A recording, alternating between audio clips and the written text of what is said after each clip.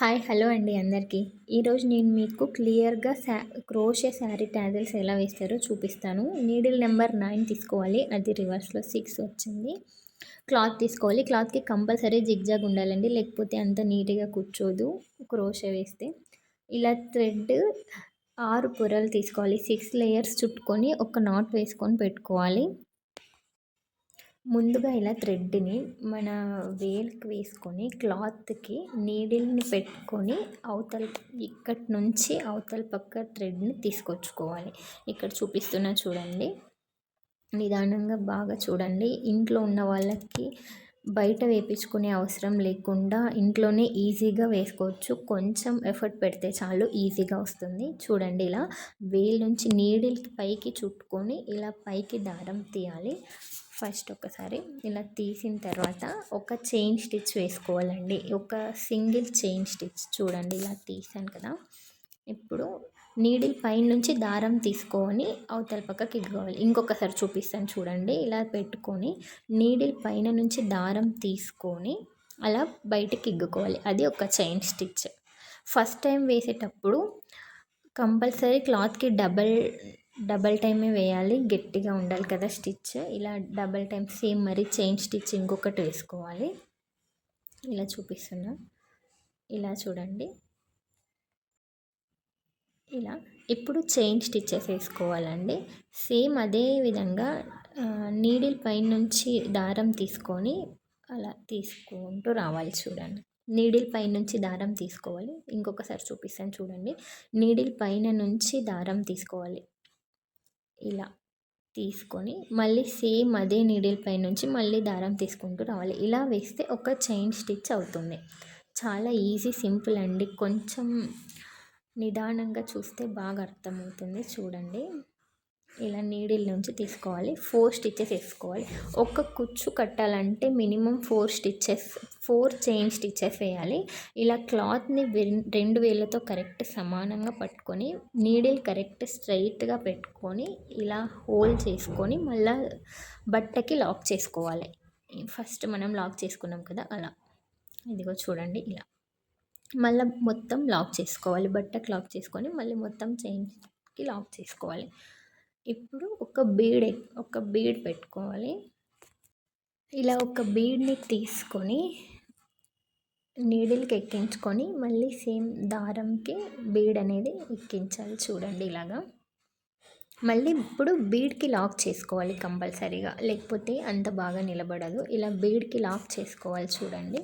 ఒక stitch lock అంటే ఒక స్టిచ్ వేయాలి. ఇప్పుడు క్లాత్కి మళ్ళీ లాక్ చేయాలి. అప్పుడు నీట్గా వస్తుంది చూడండి. ఇలా క్లాత్కి మళ్ళీ మనం ముందు వేసుకున్నాం కదా అలాగా క్లాత్కి లాక్ చేసుకోవాలి మొత్తం బీడ్ లాక్ అంతా. ఇప్పుడు చూడండి ఇలా ఒక చైన్ స్టిచ్, ఒక బీడ్, మధ్యలో కుచ్చు కట్టడానికి 4 స్టిచ్చెస్. సేమ్ మళ్ళీ అదే విధంగా 4 చైన్ స్టిచ్చెస్ వేయాలి చూడండి. 1 2